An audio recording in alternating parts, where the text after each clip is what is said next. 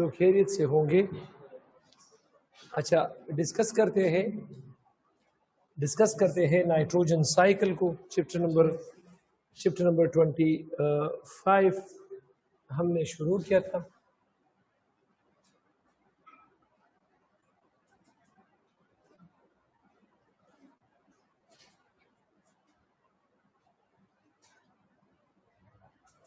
Man and his environment.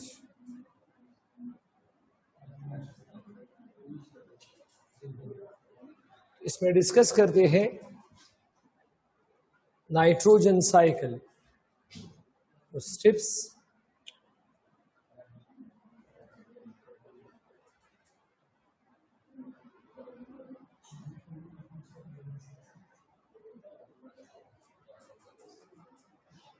इसमें discuss करते हैं स्टेप्स,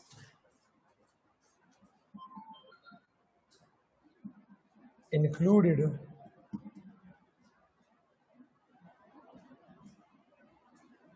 इन नाइट्रोजन साइकिल। जी ज़ैनब, सर ये चैप्टर इंक्लूड है। हाँ इंक्लूड है, ये इंक्लूड है ये चैप्टर, ठीक है। Okay sir.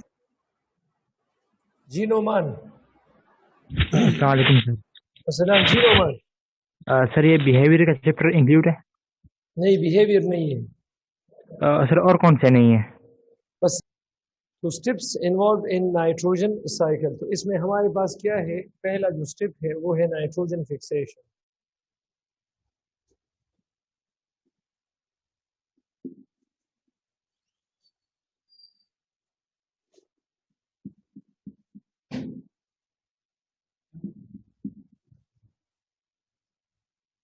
उसमें पहला स्टेप है और उस पहले स्टेप का नाम क्या है, शाबाश, नाइट्रोजन फिक्सेशन।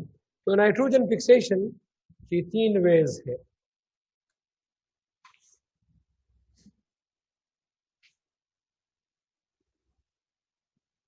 एक है एटमॉस्फेरिक नाइट्रोजन फिक्सेशन,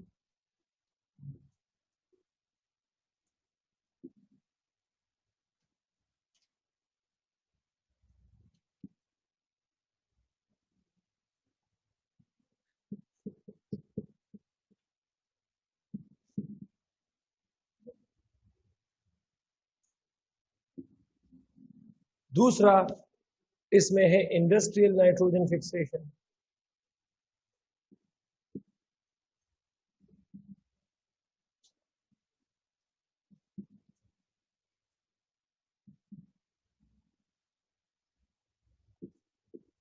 और तीसरा है बायोलॉजिकल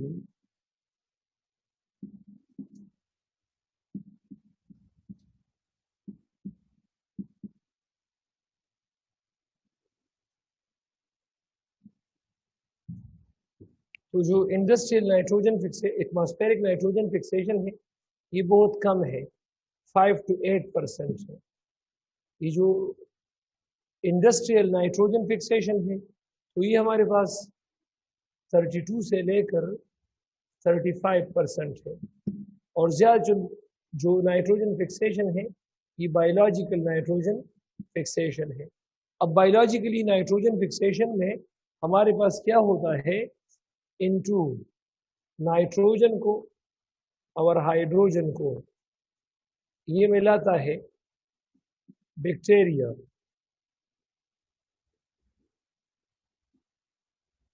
और इससे NH3 बनाता है। अब ये बैक्टीरिया कौन कौन से है, ये बैक्टीरिया कौन कौन से है, ये बैक्टीरिया 3 तरह के हैं। ये 3 तरह के हैं। अगर ये एरोबिक है, एरोबिक नाइट्रोजन फिक्सिंग बैक्टीरिया है तो इसका नाम है Azotobacter. Azotobacter nitrogen fixing bacteria है, एरोबिक नेचर है। दूसरा है हमारे पास एनएरोबिक। जो एनएरोबिक नाइट्रोजन फिक्सिंग बैक्टीरिया है वो हमारे पास क्लोस्ट्रीडियम है।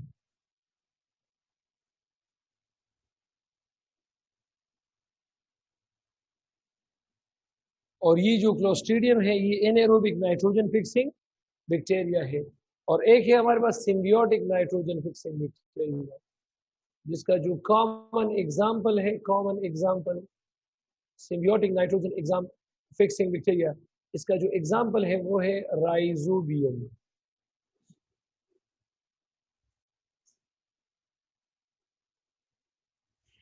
ये जो हमारे पास नाइट्रोजन फिक्सिंग बैक्टीरिया है, तो ये एक एंजाइम रिलीज करता है नाइट्रोजनेस कॉम्प्लेक्स।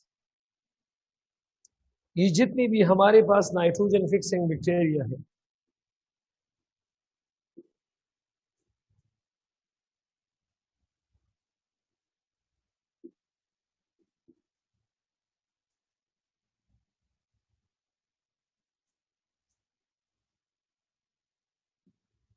ये जो हमारे पास नाइट्रोजन फिक्सिंग बैक्टीरिया है, तो ये बैक्टीरिया क्या करता है, ये रिलीज करता है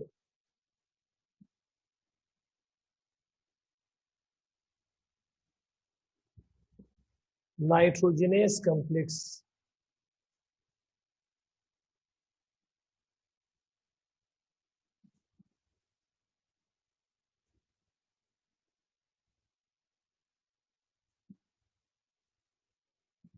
ये नाइट्रोजन फिक्सिंग बैक्टीरिया ये रिलीज करता है क्या चीज, नाइट्रोजनेस कॉम्प्लेक्स। और ये नाइट्रोजनेस कॉम्प्लेक्स ये हमारे पास सेंसिटिव टू ऑक्सीजन है। ये हमारे पास क्या है, सेंसिटिव टू ऑक्सीजन। तो एनारोबिक नाइट्रोजन फिक्सिंग बैक्टीरिया के लिए कोई मसला तो नहीं है, लेकिन एरोबिक नाइट्रोजन फिक्सिंग बैक्टीरिया और सिम्बियोटिक नाइट्रोजन फिक्सिंग बैक्टीरिया ये इस नाइट्रोजनेस कॉम्प्लेक्स जो कि हमारे पास क्या है, ये नाइट्रोजनेस कॉम्प्लेक्स जो कि हमारे पास सेंसिटिव टू ऑक्सीजन है, ये क्या है, सेंसिटिव टू ऑक्सीजन। अब यार ये सेंसिटिव टू ऑक्सीजन है, सेंसिटिव टू ऑक्सीजन है, तो एनारोबिक मतलब क्लोस्ट्रीडियम में तो ये मसला नहीं है। अब एजोबैक्टर अपने नाइट्रोजनेस कॉम्प्लेक्स को ऑक्सीजन से बचाता है by more respiration and more metabolism, by more respiration and more metabolism. क्योंकि ज्यादा रेस्पायरेशन में और ज्यादा मेटाबॉलिज्म में वो ऑक्सीजन का इस्तेमाल करेगा, तो नाइट्रोजनेस कॉम्प्लेक्स उससे बच जाएगा। इस तरह राइजोबियम भी कुछ इस तरह काम करता है। अब हमारे पास सिम्बियोटिक जो नाइट्रोजन फिक्सिंग बैक्टीरिया है,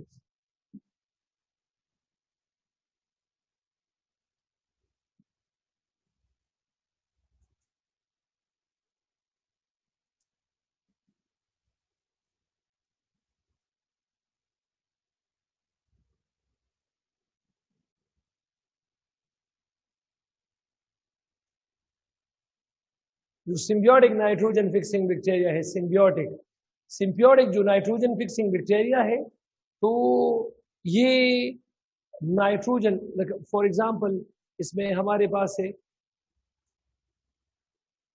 दो है, फ्रैंकिया है, फ्रैंकिया एक सायानो बैक्टीरिया है इस तरह, एनाबेना है, एनाबेना एजोला। तो ये N2 की फिक्सेशन करता है।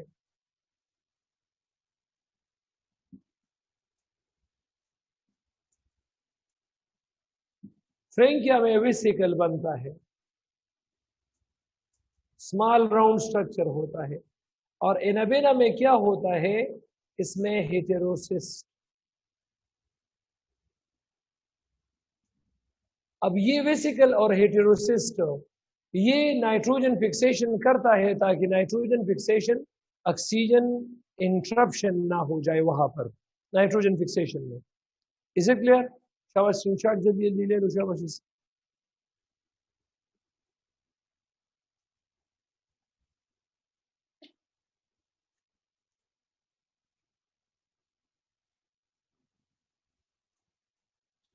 शाबाश, जल्दी जल्दी, शाबाश।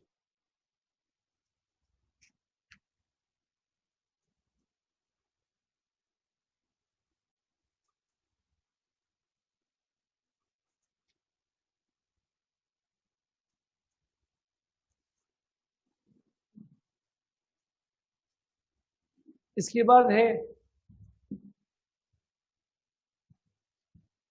स्टेप नंबर 2 है नाइट्रोजन साइकिल में, और उसका नाम है नाइट्रिफिकेशन।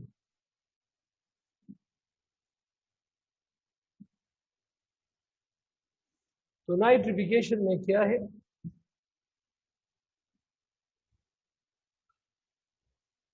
जो हमारे पास नाइट्रोजन कंपाउंड्स है, या जिसको अमोनियम कंपाउंड्स कहते हैं,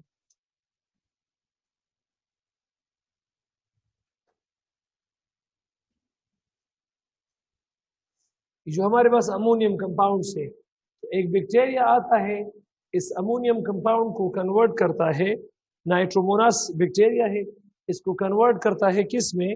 नाइट्राइट में।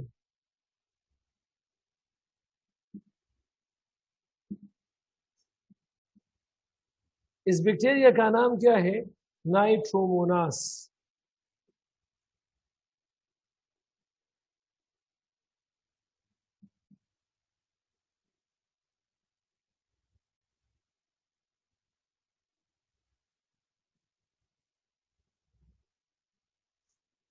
नाइट्रोमोनास बैक्टीरिया इस अमोनियम कंपाउंड्स को कन्वर्ट करता है किस चीज में? इसको कन्वर्ट करता है किस चीज में? शाबाश, इसको कन्वर्ट करता है ये नाइट्राइट में। अब नाइट्राइट NO2 नेगेटिव साइड इसको। अब एक दूसरा बैक्टीरिया आता है नाइट्रोबैक्टर, ये इस NO2 को, नाइट्राइट को नाइट्रेट में कन्वर्ट करता है।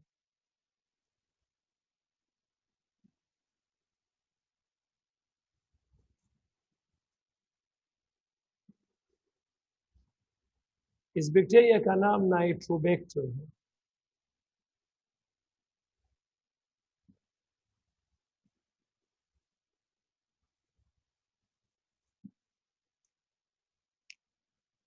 अब ये हमारे पास नाइट्राइट, ये हमारे पास क्या चीज है? ये टॉक्सिक फॉर प्लांट्स है।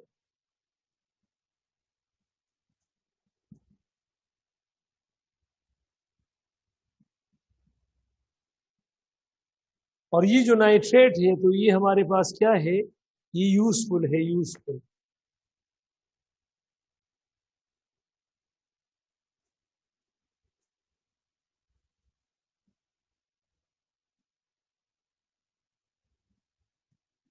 It make the soil pH ideal. Soil की पीच को क्या बनाता है? आइडियल। इस तरह स्टेप नंबर 3 है,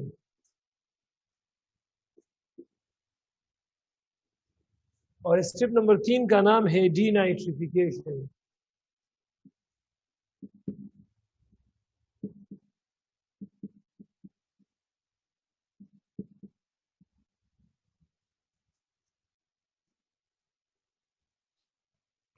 अब अगर इस नाइट्रेट को हम नाइट्रोजन गैस में कन्वर्ट करें,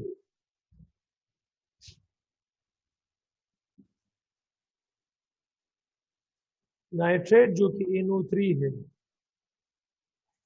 नेगेटिव साइन, अगर इसको एक बैक्टीरिया है और वो बैक्टीरिया इसको नाइट्रोजन गैस में कन्वर्ट करे और NO2 में कन्वर्ट करे, इस प्रोसेस को हम क्या कहते हैं? इस प्रोसेस को हम कहते हैं डीनाइट्रिफिकेशन। मतलब नाइट्रेट से दोबारा नाइट्रोजन को निकालना। और ये हमारे पास एनाएरोबिक बैक्टीरिया है, एनाएरोबिक बैक्टीरिया, और उस बैक्टीरिया का नाम है सूडोमोनास।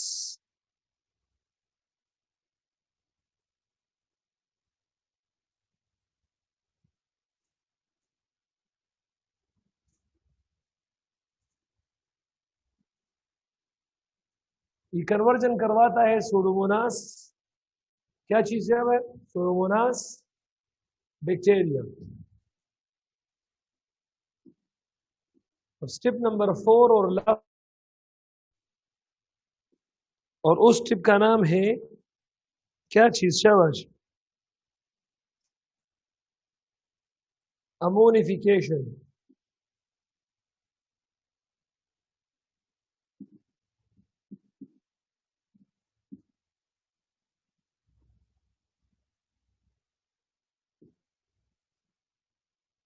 अमोनिफिकेशन, इसमें ऑर्गेनिक कंपाउंड से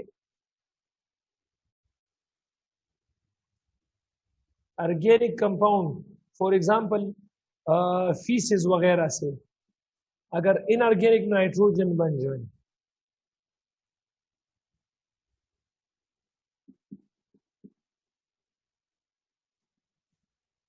यहां पर डिकम्पोजिशन होती है, डिकम्पोजिशन होती है।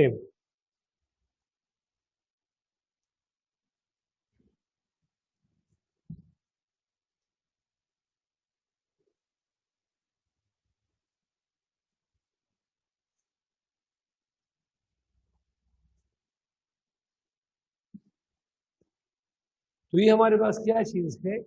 ये हमारे पास है नाइट्रोजन साइकिल।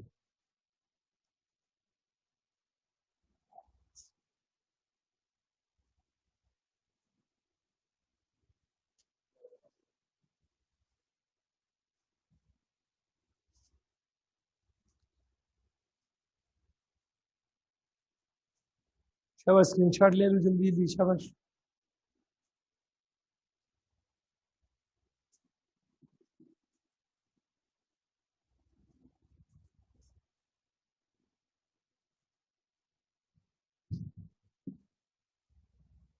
अब हम डिस्कस करते हैं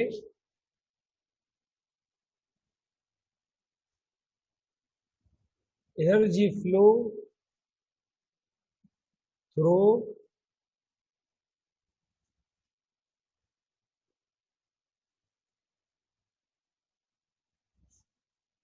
ecosystem. Energy flow through ecosystem, या इसको ट्रॉपिक लेवल्स ऑफ इकोसिस्टम।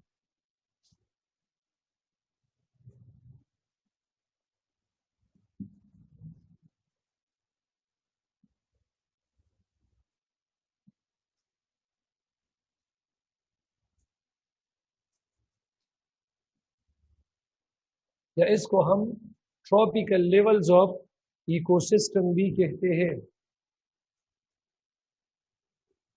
अब ये हमारे पास ट्रॉपिकल लेवल होता है।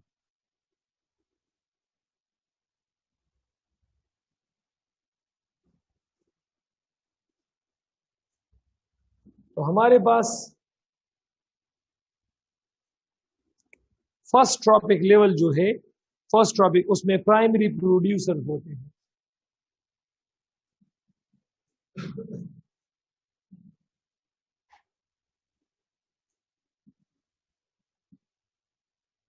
और ये बेसिकली प्लांट्स हैं, एलजी है वगैरह वगैरह। ये फोटोसिंथेसिस करके क्या चीज बनाते हैं? शाबाश, खुराक बनाते हैं। तो ये हमारे पास किस चीज में शामिल है? फर्स्ट ट्रॉपिक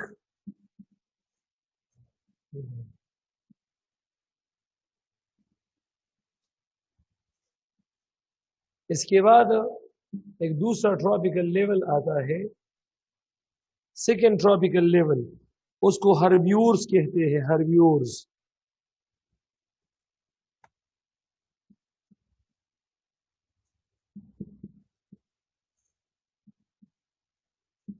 ये वो एनिमल होते हैं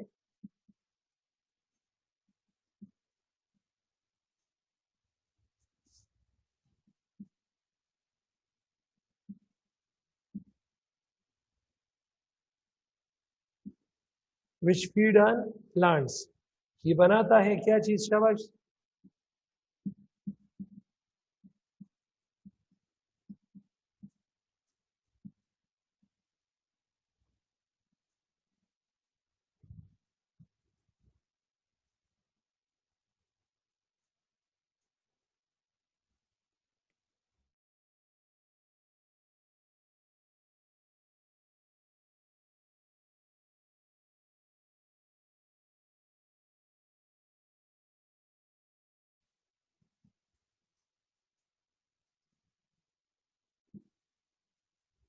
तीसरा ट्रॉपिकल लेवल ये प्रीडेटर्स बनाता है।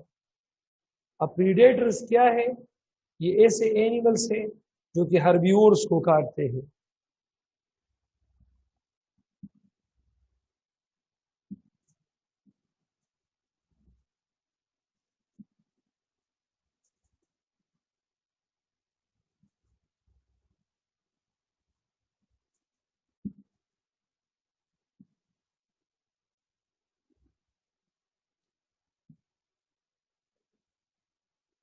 और हमारे पास फोर्थ ट्रॉपिक लेवल या इसके बाद भी हमारे पास हाई ट्रॉपिक लेवल होते हैं, उसमें लार्ज प्रीडेटर्स होते हैं।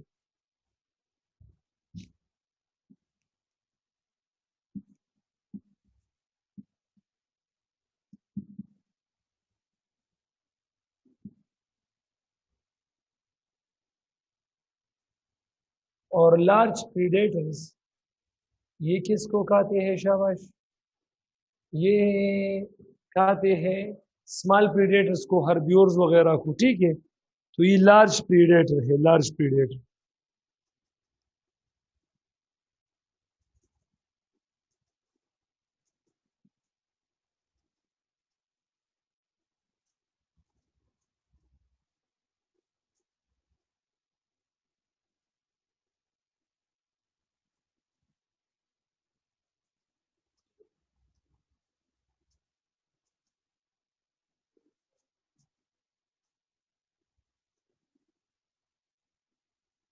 हमारे पास ये जो ट्रॉपिकल लेवल होता है, तो हर एक ट्रॉपिकल लेवल में जो 10% एनर्जी है, ये अपने 10% एनर्जी को इधर देता है। और ये जो एनर्जी 10% जो एनर्जी है,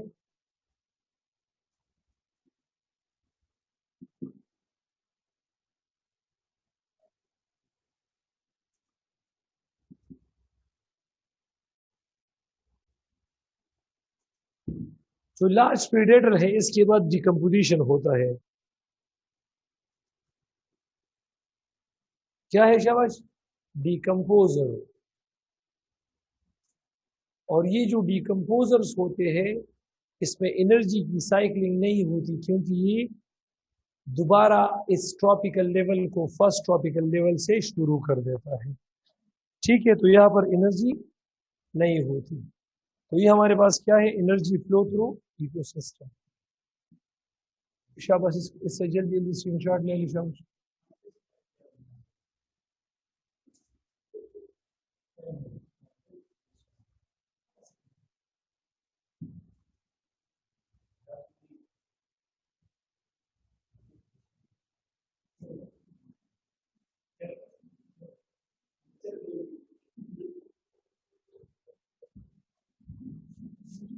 शाबाश,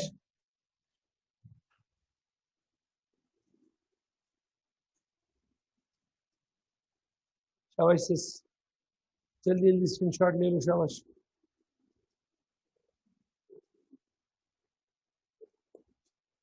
हलीमा रहमान, जी हलीमा। सर इसका ये मतलब है ना कि जो प्राइमरी प्रोड्यूसर है उनकी जो एनर्जी लेवल वो सबसे ज़्यादा है। जी, प्राइमरी प्रोड्यूसर की जो एनर्जी लेवल है वो सबसे ज़्यादा है। यस, लोअर जो प्रोड्यूसर होता है तो डेफिनेटली उसका एनर्जी सबसे ज्यादा है। Okay, thank you.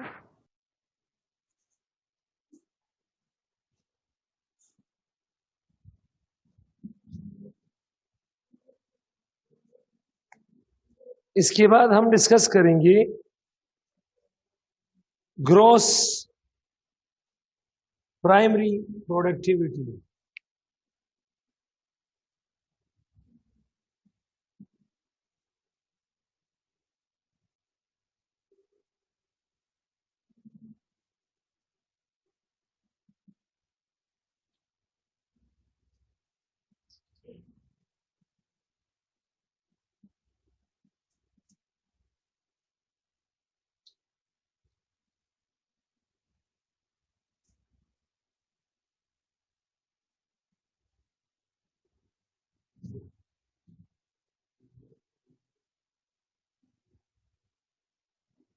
It is the total amount of organic food.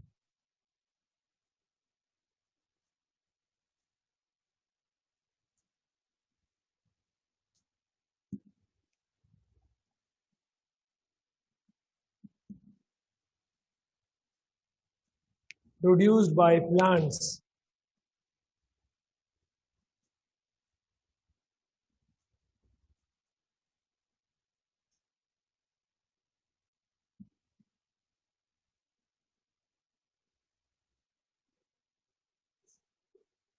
during photosynthesis.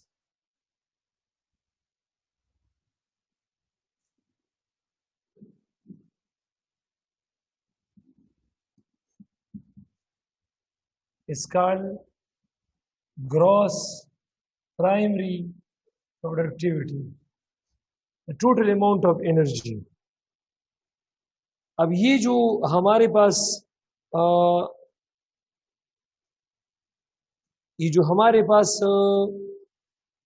Net primary productivity है उसको जरा एक्सप्लेन करते हैं।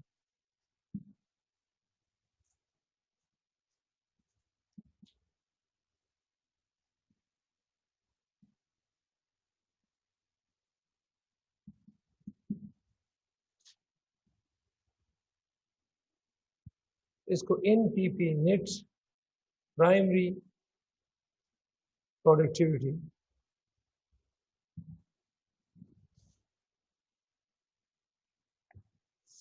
ये हमारे पास क्या चीज है? शाबाश, ये हमारे पास है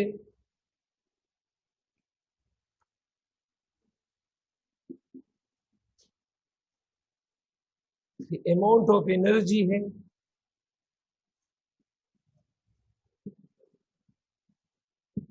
that remains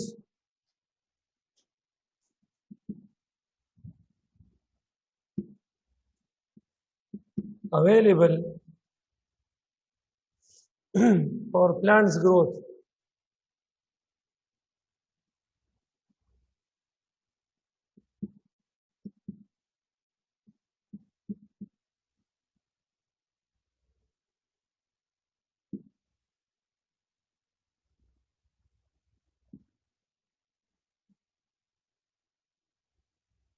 That remains available for plants growth, क्योंकि प्लांट ग्रोथ के लिए अवेलेबल है आफ्टर द फिजिकल एक्टिविटीज या आफ्टर द मेटाबॉलिक एक्टिविटीज।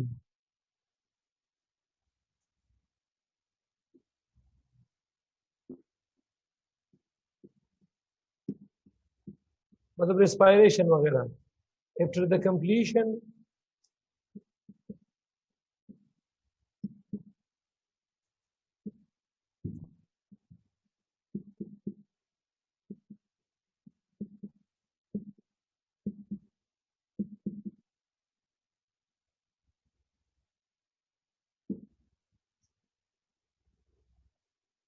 तो ये नेट प्राइमरी प्रोडक्टिविटी है। मतलब प्लांट ने लेट सपोज 100 कैलोरीज एनर्जी ये पैदा किया, ये फूड उसने पैदा किया, अब इसमें 70% मेटाबॉलिज्म रेस्पायरेशन के लिए इस्तेमाल हुआ है, तो जो 30 बाकी बचा है that is actually called the net primary productivity.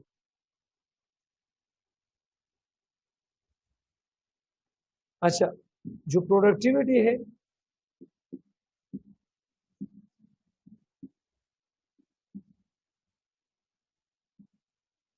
Of land ecosystem जो है, it is directly proportional to the rise in temperature up to 30 degree centigrade. मतलब लेट सपोज 20 डिग्री सेंटीग्रेड पर लैंड इकोसिस्टम में प्रोडक्टिविटी कम होगा, 25 पे ज्यादा होगा, 26 पे और ज्यादा, 27 पे ज्यादा, 28 पे ज्यादा, इस तरह। तो ये हमारे पास क्या चीज है? ये हमारे पास है प्रोडक्टिविटी, ये डायरेक्टली प्रोपोर्शनल है।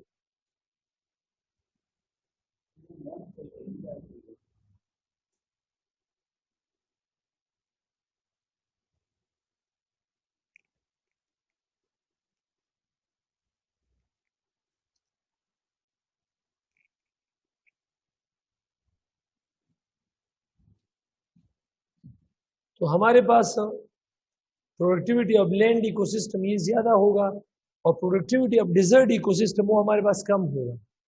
क्यों डिजर्ट में कम होगा? वहाँ पर टेम्परेचर 30 से ज़्यादा होता है।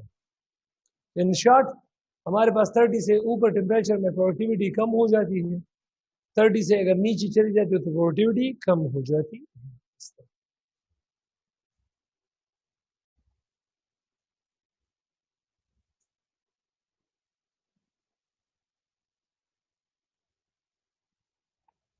अब ओशियन में देखो, ओशियन में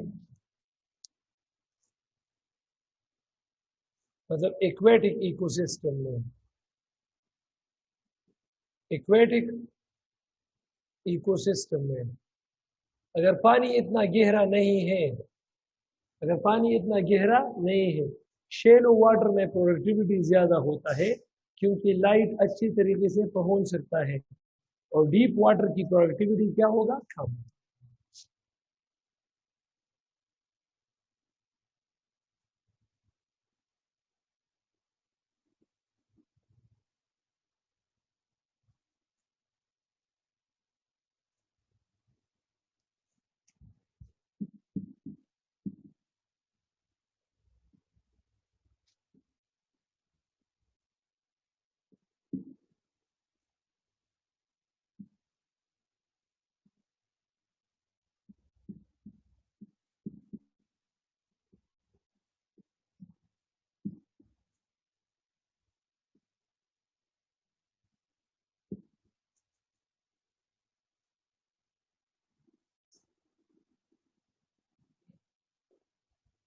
शाबाश, स्क्रीनशॉट ले लो जल्दी।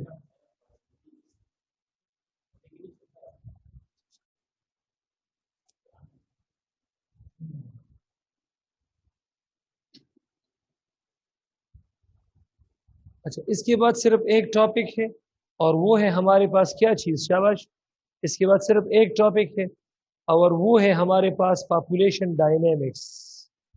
तो पॉपुलेशन डायनेमिक्स इंतहाई आसान है, मर्दमशुमारी को कहते हैं। एक पॉपुलेशन में कितने कितने हमारे पास नए बच्चे पैदा होते हैं, कितने बंदे मर जाते हैं, कितने मुल्क से बाहर चले जाते हैं, माइग्रेशन।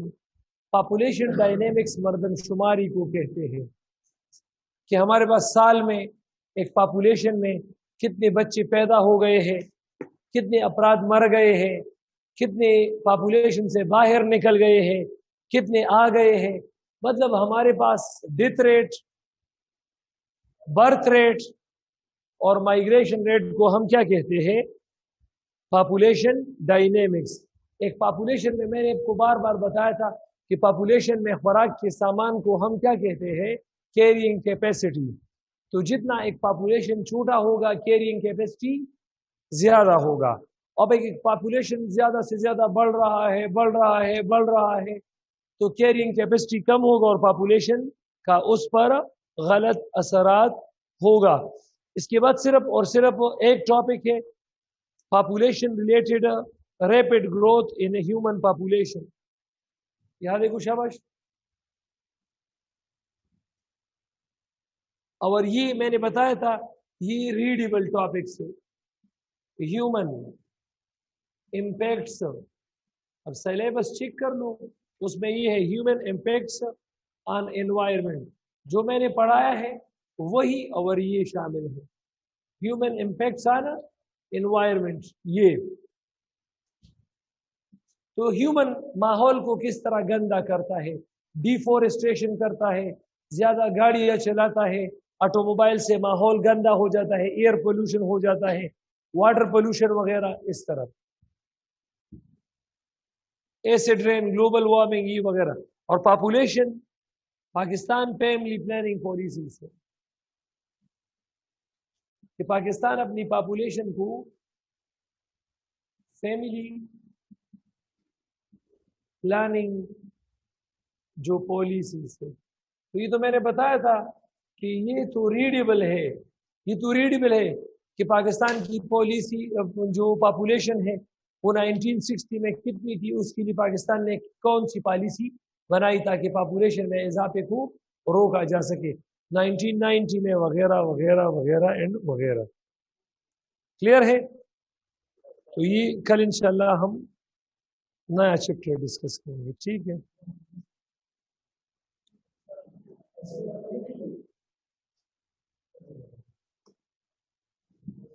जी अस्सलाम वालेकुम सर। सर ये डिकम्पोजर एनर्जी फ्लो में, जी डिकम्पोजर का रोल बताइए एनर्जी फ्लो में, वो मुझे समझ नहीं आई थी। तो डिकम्पोजर इन सब चीजों को डिकम्पोज करता है ना, मैंने बताया वो एनर्जी ट्रांसफॉर्मेशन में शामिल नहीं है, वो दोबारा से ट्रॉपिक लेवल को फर्स्ट से शुरू करेगा। सही सर। क्लियर और है? सर दूसरा था कि हमारा जो फर्स्ट ईयर के 3 चैप्टर रहते हैं ना, तो ये आप कब स्टार्ट कराएंगे? मतलब ये आपके 3 चैप्टर रहते हैं, ये तो मैंने एक्सप्लेन किया है कि आपने नहीं लिए है, वरना सर्कुलेशन तो मैंने किया है, इम्यूनिटी मैंने किया है। सॉरी सर, जे फ्रेश क्लासेस के साथ हम है ना, और हमारी जो रिपीटेड क्लास है डी सेक्शन और फ्रेश बी जो है हमारे पास, तो इन्होंने ये 3 चैप्टर और समेत हम मेरे नहीं किया। आप पूछ लें, मैं भी एमनासिफ से पूछ लें, शाह अब्दुल्ला है। यार एमना से आप बिफोर G5 वाले फ्रेश है, आप लोगों से भी फ्रेश है, उन सब को मैंने ये करवाया है। मैंने इवनिंग में क्लास लिया था, इवनिंग में सर्कुलेशन उसमें मैंने डिस्कस किया था, 2.5 आवर क्लास था। हाँ सर्कुलेशन कराया था, लेकिन मैं कह रही प्रोकैरियोट वाला और हमारे पास वाला और